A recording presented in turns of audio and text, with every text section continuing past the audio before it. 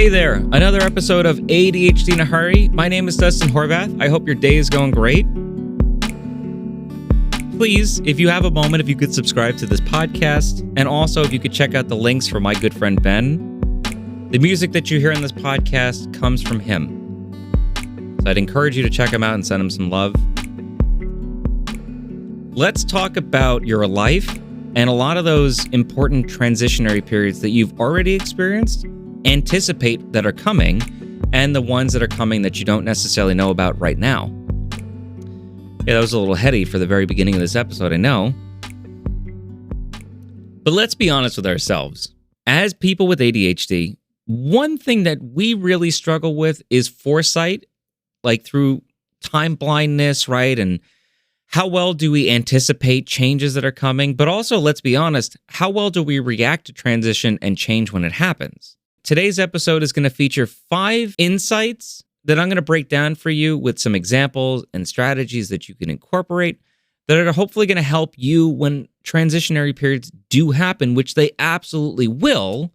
And I think it's essential that we talk about these things as much as possible in advance so that when these changes do start to happen, or if they are already happening, it gives you at least some better clarity of what it is that you can do, how you might do things a little bit differently, or you can perhaps get some appreciation for the things that you've already done really, really well. Just because I'm breaking this down into small pieces does not mean that this is all going to be super easy to do. But that's why we're going to talk about it. And I want you to start asking yourself, how would I use these things, or how would I systematize these things? And I want you over the course of this podcast also to assess to yourself, what does support look like for me in different ways? I know no one wants to listen to a podcast where they get homework, but to me, it's really important to get you thinking about these things while I talk about them too. So the very first thing is to anticipate and plan for what your needs are ahead of these changes. So like I said, I appreciate where transition and change in life is unknown, it's unexpected, but in those times where you do know transition is coming, like you're a junior, senior in high school about to graduate, you know that transitionary period is coming. Same thing with college, right? You're in the job market applying for jobs. You find out that your partner is pregnant and that you're going to be parents potentially for the first time in a few months. In the times where you can anticipate and plan for what your needs are going to be ahead of the change. Why does this matter? Well, as you and I know, ADHDers, we often struggle with things like time blindness, right? Like how well we plan for the future basically connects to how well or how chaotic and overwhelming transitionary periods can go. So like if I break up upcoming change into phases, like what's going on before the transition, what's going on during the transition, and then what's going to be happening after the transitionary period, this will at least give me a rough estimate of what's going to be going on before, during, and after. And like I mentioned before about getting my ducks in a row, then I can begin to say to myself, okay, what is support like for me right now before everything starts? And what changes can I make for myself and for those supporting around me so that when the transitionary period happens, when the weight of change occurs, that I don't feel like I'm going to buckle under what the changes are going to look like. It allows me time to assess what I'm going through and the changes, and then also for me to appreciate what it means for me to even take these next steps going through this transition. So I'm identifying supports and tools and information that I might need during each phase. Let's say you're moving to a new city, right? You're making up checklists of deadlines, you're trying to find a new place to live. That involves, a whole host of research and reaching out to people, getting your finances in order, credit checks, all those things, right? But it also involves things like packing, updating your address, updating your driver's license, and even things like transferring your prescription so that when you move to this new city, you're living in this new environment, that like, let's say if you're taking medication, you're not behind in your prescription for a couple of weeks because you forgot to reach out to make and update that information. What's also great about this is that when you space these things out over a span of weeks, it gives you time to see what is it that you immediately need to do, and then also for those little moments of like, oh yeah, I also need to do X, Y, and Z too, right? But thankfully I have enough time to figure these things out. On top of all this, you're also building, or in some sense, rebuilding what routine and structure looks like for you. And I know what you might be saying to yourself, well, I have ADHD. I don't really maintain routine and structure that consistently anyway. And what I'll say to you is that may be true in comparison, let's say, to other folks, right? But as a person with ADHD, you do have a sense of routine and structure, whether you can appreciate that reality or not. These transitions will often kind of break an existing routine that you have. And since we are constantly looking for novelty and creative ways to solve for problems, this actually might be an area where you shine substantially, because it's an organic way in which you are asking, or you're being called upon to make creative changes to solve for problems that are new for you in that way. Like, I'll give you a small example. One point, I was working in my hometown. So like, my morning commute was peanuts. It was just a few minutes, maybe 10 minutes at most with traffic, right? But then I worked in this new environment that was between 45 minutes to an hour away every day, to and from, plus crossing a bridge.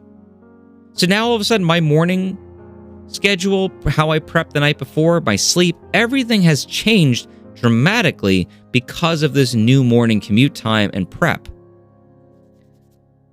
So what I would do is I started to kind of practice the new routine that I was going to have before I started this new job, including practicing the commute that I was about to have, and I would purposefully go during the week at the time period that I would normally be leaving my house anyway. So like, if I was going Monday through Friday and I was leaving my house by 8:15 in the morning, the latest, I would practice that commute if I could at 7:45, at 8 o'clock, at 8:15, just to see what do these time periods typically look like. And over time, I'd also look at alternative routes if traffic was particularly bad because of construction, what weather patterns would look like. These things do take time, but you're trying to shore up as much anticipatory planning as possible. Number 3, I want you to secure, I'll call ADHD-specific supports and tools. And the reason why this is so important is that during a lot of the big life changes, right?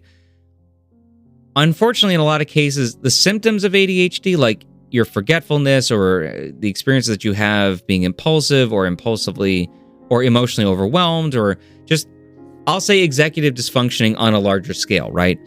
A lot of these symptoms tend to spike higher because you know that you're going through or about to be going through a lot of change, right? So you may need extra scaffolding to stay better regulated over time. What this will look like for you possibly is you making a list for yourself of what you already do that works really well for you. So when it comes to managing symptoms, like, is it the timing systems that you use, the checklists, the check-in systems, the coaching, the therapy, the medications? What already works well for you? Take the time to write that down to yourself, either by yourself or with a person, and identify, what am I doing super well for myself already? And this might sound really simple and basic, but I'm telling you, in those moments where it feels like life is getting super stressful and chaotic, if you can manifest a list to yourself of all the things that you know are tried and true that work, that might provide a bit of comfort. Like, it kind of solidifies to you, like, these are things that I know I can do really well already, right? And identifying how those supports might need to change or shift may also help you. Like, one example could be, let's say you're meeting with a therapist every other week, maybe once a month, right? It's kind of a check-in. It's a little bit more structured, let's say, than just checking in with a friend, right? But you've kind of built up to this stage. But then you're about to change life in certain ways, and you're identifying to yourself, like, oh, I might need to talk to so-and-so a little bit more often. So you reach out to this person in advance and you say, like, listen, do you have time for me on a weekly basis for a month or two, maybe 3 months, etc. But you're anticipating that change. And let's say you do, in fact, need that person more often. It's already built into your schedule and their schedule in advance. Or let's say you go through that transitionary phase for a couple weeks. The transition, you kind of get your sea legs, as it were. You feel a little bit more confident in what you're doing. You go, okay, maybe we can go back to every other week, or we can work our way back to once a month because I'm feeling pretty confident right now. That's great. But when possible, try to put these systems and supports into place as early as you can so that you're not necessarily waiting or anticipating for that crash to happen. Now, this is potentially controversial on my part. I think we as ADHDers, we have on some level maladaptively convinced ourselves that the quote-unquote way that our brains work requires a lot of adrenaline. It requires a fire under our butt to care. Like, I used to tell people that all the time, and I was almost proud of that reality for myself. But then I'd have moments of like, I have to prepare an entire lesson plan for a demo lesson the next day when I'm kind of lacking severely in resources and experience in doing so. Or I'm now preparing, writing, revising, editing, and preparing for submission a 25-page research paper in graduate school, giving myself only 48 hours to do it. But then I do it. And sometimes I do okay on it. And I'd say to myself, well, that's just how it works. Like, that was the reinforcement, was I did it, I survived it, and hey, I actually did pretty good in that way. That button, that switch kind of sticks sometimes for us because of these experiences. And I understand where urgency plays a factor. I'm not saying it doesn't. What I am saying, though, is that we sometimes lull ourselves into the sense of security that I need no time to do something. Because what it does is it allows us opportunity to kind of avoid what makes us uncomfortable, which is learning how to plan in advance, probably with due respect for, like, yes, we may have had traumatizing experiences, let's say as kids and whatnot, like being scolded for forgetting things at school or leaving things at home and not anticipating in advance. Like, we had practice after school, we didn't bring our sports equipment and our attire and stuff like that. But that doesn't mean that those negative outcomes rule how we fundamentally behave and believe about ourselves either. I don't know. Number 4, I want you to work on and create a system of emotional check-ins and regulation. This is, so as much as I'm talking about like calendar systems and post-it notes for yourself, right? Like those little social and physical cues to keep you going, we need to also focus on transitions come with stress. They come with an air of grief. They come with uncertainty. And ADHD often makes emotional regulation that much harder, right? Like, we feel big feelings bigger. And oftentimes we express those bigger feelings on a much larger scale too. And without this awareness, we sometimes can spiral into things like shutdown or overcommit ourselves and stress ourselves into burnout. So I want you to schedule check-ins with yourself first. And you can do that through journaling, through voice memos. You can use therapy and the tools within therapy to build up these systems, but check in with your system first. Like, for example, like I've caught myself doing mundane things like brushing my teeth or washing dishes, let's say, and I'll notice the maelstrom that's going on in my brain, right, in my mind, and I'll stop and go, whoa, what is going on here right now? Like, where are these thoughts kind of coming from? What's spurring this? And why? And what is the benefit, basically? Like, what is the benefit to me thinking this way about myself to myself, right? Like, my self-talk systems right now are garbage. What is the benefit here? So basically, what I'm doing now is I'm beginning to unravel, like, what are the stress cues along the way recently that are causing me to be short with myself, to be short with other people? What's causing me to pull back from my relationships? What's causing me to overlook or put off entirely my self-care, my hobbies, changes in my sleep or my diet? Am I not maintaining exercise like I used to? What's changed?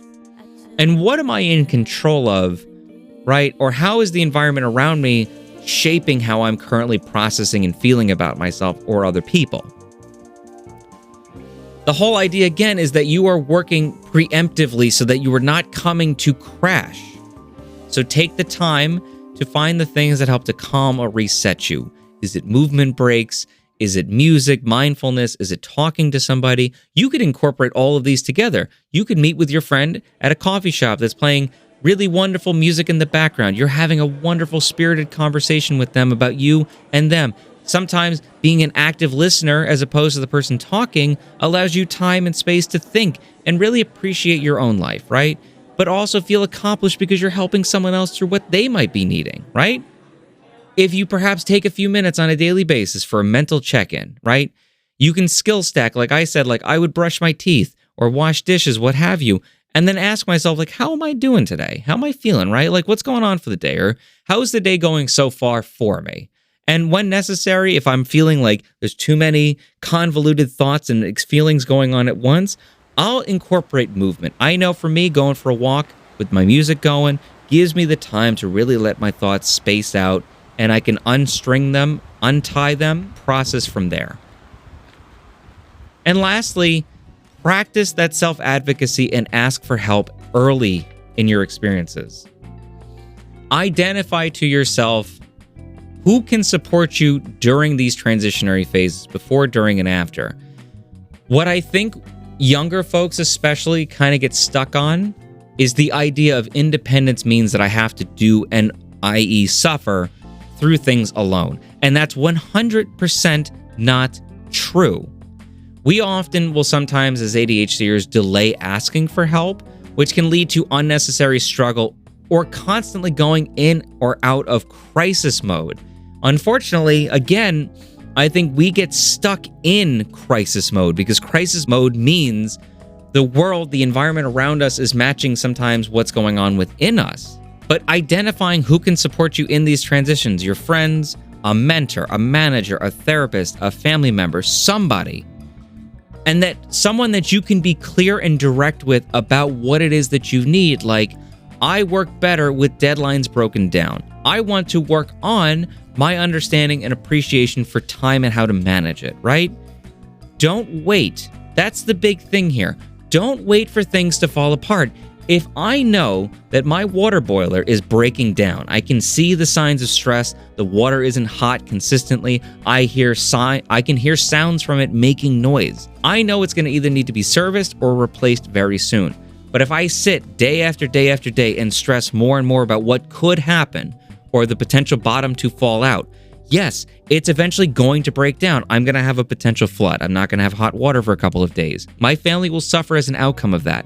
It's going to cost me more money through emergency services, and I'm going to most likely have to wait for them to source the parts for me. Basically, what I'm saying to you is don't wait for the other shoe to drop. You might be contending with all or nothing thinking. You might be dealing with low self-esteem or self-worth. You might be dealing with an imposter syndrome. You might be dealing with a whole host of things. But just because you feel negatively about yourself does not mean that those negative feelings are valid or true. So take the time and unpack to yourself what you're thinking, check in with yourself, check in with another person if you need to, whip up those support networks, starting with yourself authentically and clearly. And finally, just understand that every transition is an opportunity for reinvention of your systems, but not your worth. ADHD does not mean that you can't adapt. If anything, you're actually quite skilled at adapting. It's just we sometimes kind of get bored with these adaptations, and we're constantly looking for new ways to adapt to the ways that we've been adapting.